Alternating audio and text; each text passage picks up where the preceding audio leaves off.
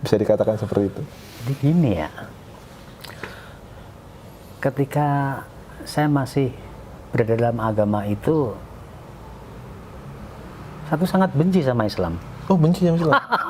Subhanallah. Jadi gini, entah itu doktrin ketika kita berada di dalam gereja ya, dulu ya, kita kalau ngomong dulu cintanya ya, saking kita cintanya itu sama agama Kristen, saya sempat diplot sama teman saya, kebetulan saya tuh bisa menulis, saya bikin lagu-lagu rohani. Disitulah, di penjara itulah seumur hidup saya itu bisa menjadi imam para nabi. Itu pengalaman saya benar-benar tak terlupakan.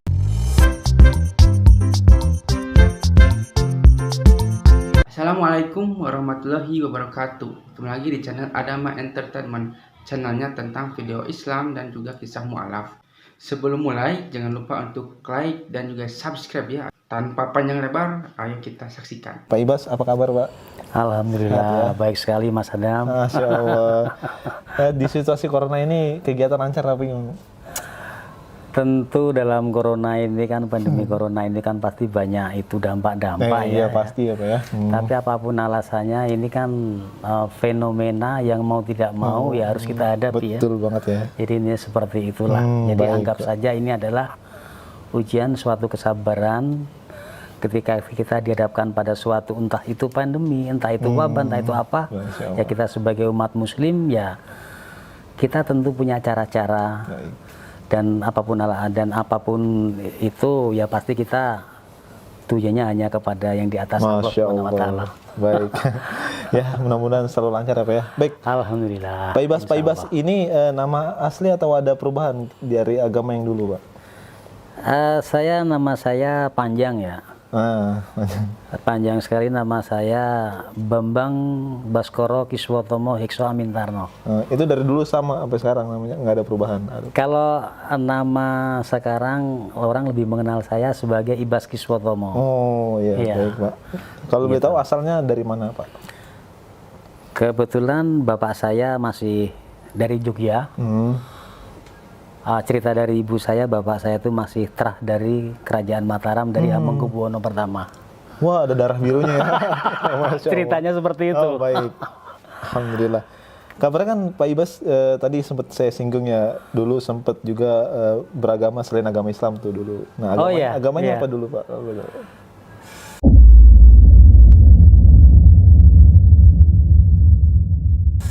Bukan saya saja ya, jadi keluarga besar kami dulu itu adalah menganut agama Kristen Protestan. Protestan. Iya. Ya tentu kita dulu satu keluarga ya aktif ya. Hanya almarhum bapak saya itu karena kebetulan dia itu orang Kejawen, jadi agamanya itu kepercayaan. Oh iya. Kami sekeluarga itu tumbuh dalam, boleh dibilang, agama Kristen Protestan. Baik. Iya. 5 anak, saya dengan kakak saya anak terakhir. Semuanya itu adalah Kristen Protestan, termasuk ibu saya. Ibu saya semuanya Iya, Kristen. iya betul ya. Ini seperti itu. Ya tentu kan waktu kita menganut agama itu, ya entah minggu atau perayaan-perayaan yang sifatnya berhubungan dengan keagamaan Kristen ya kita ikuti. Ikuti ya. Iya, ini seperti itu Mas. Berarti sempat aktif juga ya Pak ya di gereja Pak ya? pada Oh saat itu? aktif, aktif. Jadi aktif ya. Ya karena ya gimana, sepengetahuan kita waktu itu ya sudah itu. Harus diikutin ya Pak ya? Iya. Baik Jadi, Pak.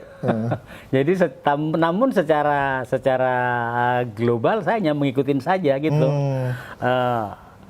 Tujuan-tujuan yang sifatnya tuh lebih fundamental itu saya nggak mikirkan waktu itu gitu. Baik. Hanya satu keluarga karena dalam agama Kristen, ya kita ke gereja ya gereja. Ikut Gitu ya. kan ya. Terus apa itu macam perayaan-perayaan yang berhubungan dengan Kristen ya ikutin, Ikutin kita aja. ikutin semua ya. Baik Pak. Bahkan dulu juga maaf nih, saya tambahin. Baik. Bahkan dulu juga waktu saya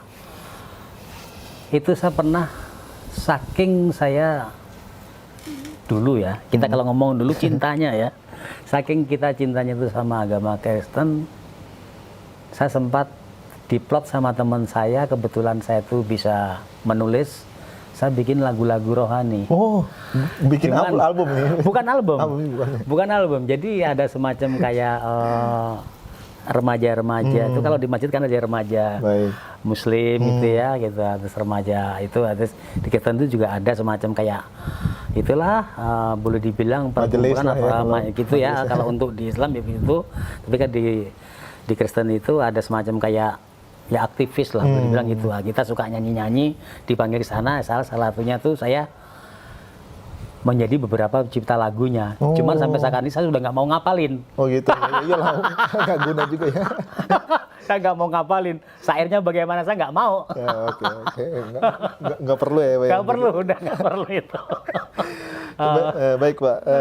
Dalam keadaan taat-taatnya pada saat itu kan ya, keluarga dan Bapak juga dalam agama Kristen. Iya. Dan kenapa kok Bapak bisa meninggalkan agama Bapak waktu itu? Nah ini, pertanyaan ini jujur membuat saya merinding ya. Sebenarnya saya mau nangis tapi saya malu ya. Karena ketika saya tuh berhijrah di Islam, memang sih tidak ada suatu peristiwa yang besar.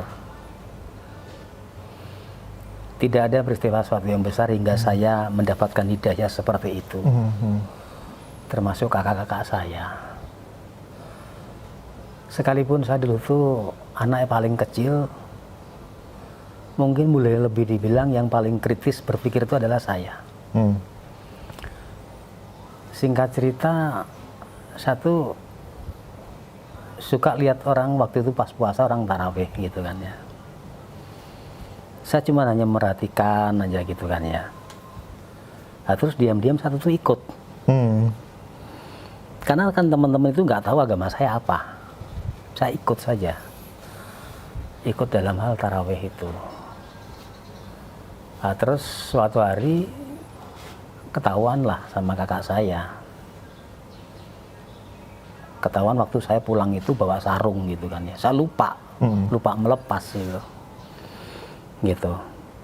Padahal sarung itu biasanya kan cuma buat tidur saja gitu kan ya. Nah, terus tanyain saya nggak ngaku. Akhirnya ketahuan lah gitu.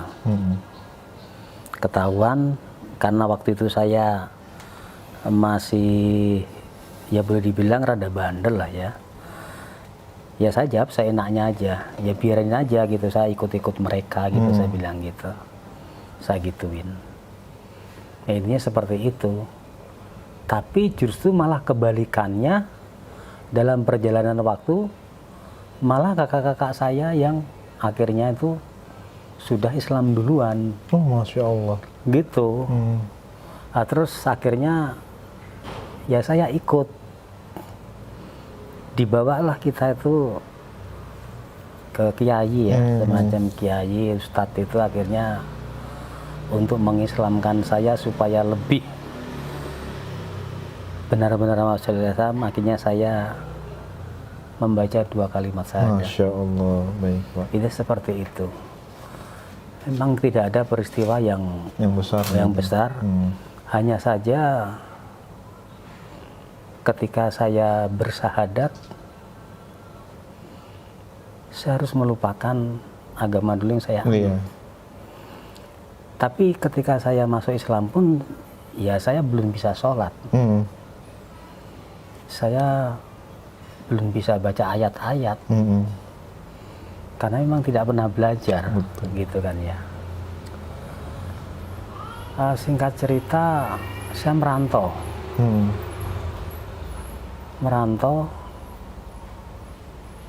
Waktu itu saya ya datang saja ke masjid gitu.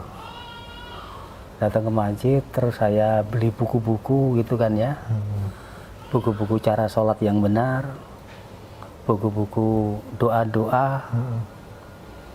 Saya belajarlah dari situ gitu kan. Ketika saya belajar dari situ, terus saya dengar pengajian. bahwa kalau kita belajar dari itu nggak bagus. Gitu, harus ada orang yang membimbing. Harus ada guru, Pak. Harus ada guru yang membimbing. Sementara saya itu sama siapa gitu kan ya. Saya pikir kan pasti bayar gitu ya. Akhirnya ada orang tukang bubur yang dia diserahin kunci musola. Artinya membuka menutup itu dia, kadang membersihkan, terus dia kalau setelah itu dia itu juga jualan bubur gitu. Saya sering beli bubur sama dia. Disitulah saya belajar sama dia. Belajar sama tukang bubur, Pak? Belajar sama tukang bubur artinya dasar-dasarnya, sepengetahuannya dia saja. Tapi itu sudah cukup membuat saya bahagia. Masya Allah. Karena saya diajarin ayat-ayat pendek begitu kan ya. Masya Allah. Ayat-ayat pendek, terus sholat yang benar gitu kan ya. Wudu yang benar. Sampai orang kalau masuk Islam itu harus kita sholat itu apa namanya tuh yang seumur hidup sekali boleh itu sholat apa ya, ini seperti itulah itu. Saya lupa. Ini seperti saya belajar sama tukang bubur itu, dan alhamdulillah tukang bubur itu senang. Iya. Gitu. Udah apa itu Pak, manggil saya juga Pak. Saya masih muda itu. Mungkin bentuk penghormatannya dia kali ya itu. Sementara saya manggil dia Mas itu. Gitu. Udah akhirnya kalau apa itu Pak Ibas pengen belajar ini yang pendek-pendek ini sudah sama saya aja gitu.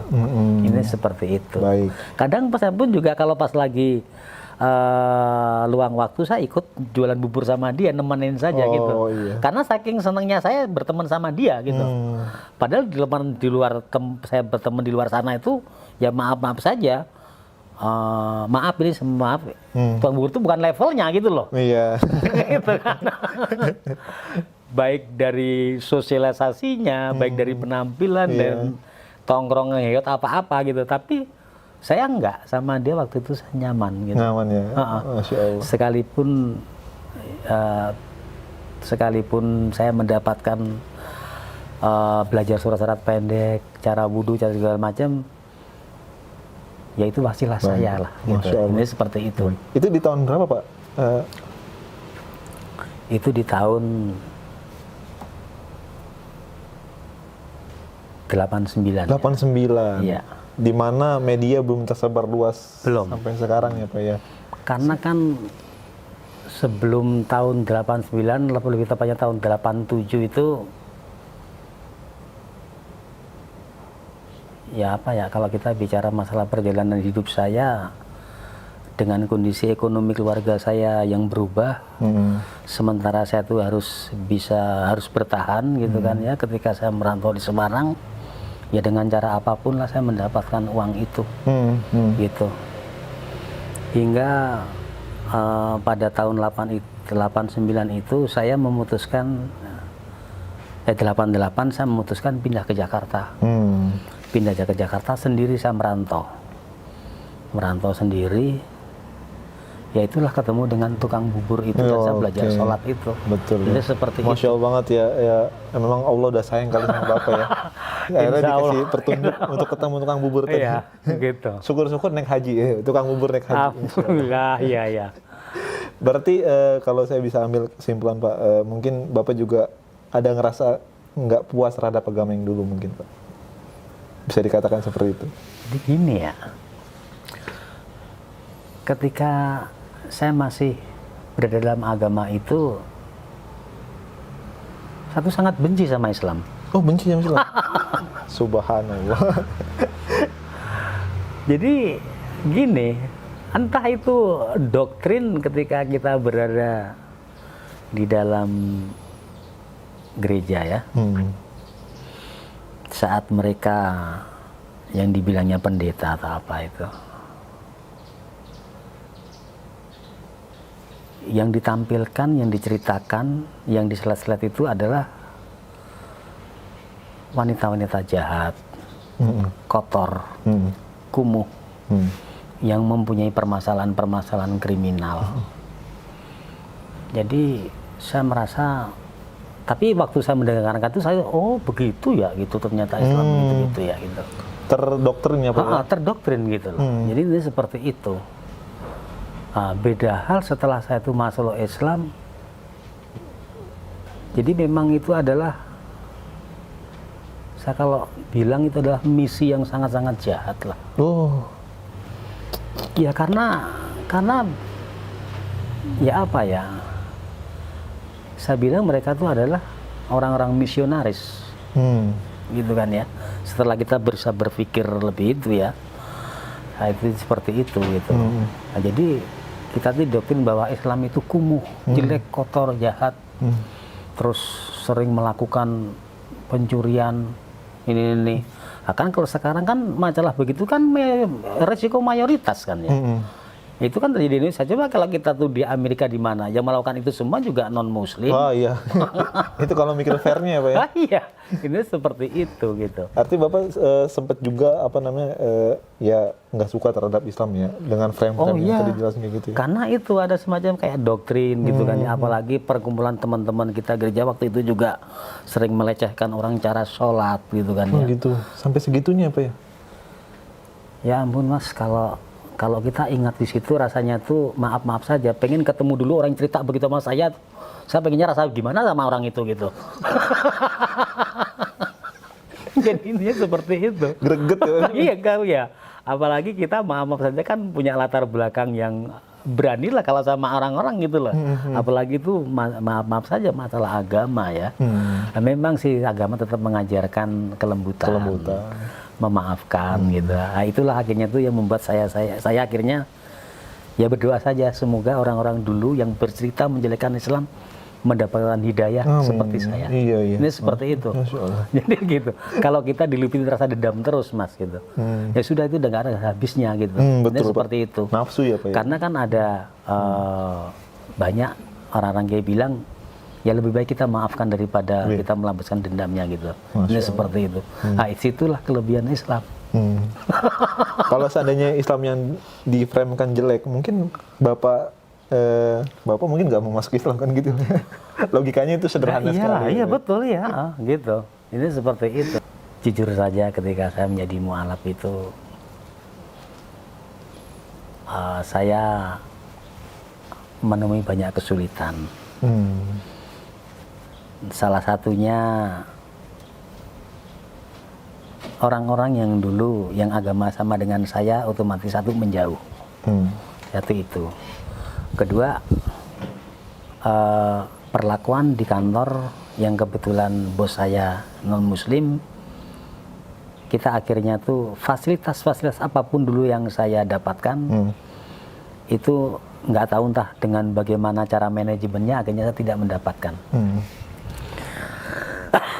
Terus kedua, dulu jujur saja saya banyak mempunyai kolega-kolega orang non Muslim. Nah terus nggak tahu entah tahu dari mana kalau satu sudah Islam akhirnya mereka ada beberapa yang tidak mau bekerja sama. Ini seperti itu. Ditinggalkan ya. Ya singkat cerita akhirnya ekonomi saya itu waktu itu jadi terganggu. Dan itu sempat berapa tahun lagi saya mengalami seperti itu.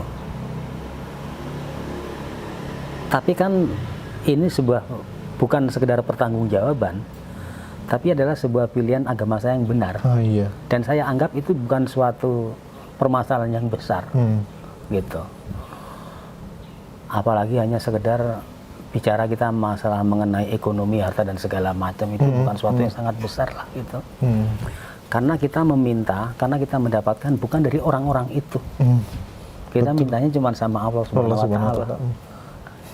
Dia mendengar memberi. Mau kita minta apapun juga dikasih. Lebih besar daripada kolega. Iya. Jadi gitu. Dan lucunya juga sekalipun kita mendapatkan kecil itu kalau dengan keberkahan dan sekalipun kecil namun itu rasanya tuh sudah beda lah dengan yang dulu. Karena faktanya ketika saya tuh mendapatkan itu semua Ya nggak ada yang apa artinya tuh yang sampai saat ini tersisa. Nggak ada. Iya, nggak ada semua. Nggak ada. Jadi sifatnya itu mungkin dicuci ya, di laundry. Di laundry. Hartanya di laundry. Ya? Iya, gitu. Di laundry. Nah, terus diganti yang kecil-kecil tapi bisa Murni, kita nikmatin secara berkah ya. iya, Berkah. cara berkah, secara nikmat gitu kan. Masya Allah. Cara bersyukur gitu. Jadi ini seperti itu ya kalau kita bicara masalah rasa syukur ya. Iya, Gitu. Masya Ini seperti itu karena kan ukuran apa itu harta saya bukan pada manusia, saya sama Allah aja. Masya Allah. Ini seperti Masya itu. Allah. Nah, sepertilah kisahnya, bagaimana kan kisahnya ini sangat menginspirasi kita bahwa kita itu sebagai umat muslim, dengan adanya video ini kita itu menjadi terinspirasi bahwa kita itu bisa lebih baik lagi. Dan dengan video ini juga mungkin kalian juga yang mungkin non muslim ya, yang menyaksikan ini, kalian juga mungkin ada gambaran seperti apa bahwa agama Kristen itu tidak selalu misalnya benar ya, karena banyak juga kontradiksi di sini bahwa agama Kristen, agama non Islam misalnya gitu ya, jika orang-orang mereka itu mualaf itu karena apa, kebanyakan itu mereka itu tahu bahwa Islam itu adalah agama yang benar, agama yang lebih masuk akal daripada agama-agama lainnya. Dari mana kita itu bisa tahu hal itu ya, karena kita mempelajari Al-Quran dan mempelajari agama Islam gitu. Kita itu harus terpikir terbuka. Indonesia itu emang toleransi ya, tapi ketika kita dihadapkan dengan sesuatu agama gitu ya, kita harus mengkaji misalnya agama Kristen seperti ini, agama Hindu seperti ini, agama Islam juga seperti ini, dan berbeda-beda ya, karena di Indonesia itu banyak banyak sekali agama ya, tapi kebanyakan di channel ini adalah tentang agama dari non muslim ke muslim, dikarenakan agama Islam adalah agama yang paling sempurna di dunia ini. Sampai akhir zaman pun Al-Quran itu berkata bahwa Allah itu akan menjaga Al-Quran sampai hari akhir.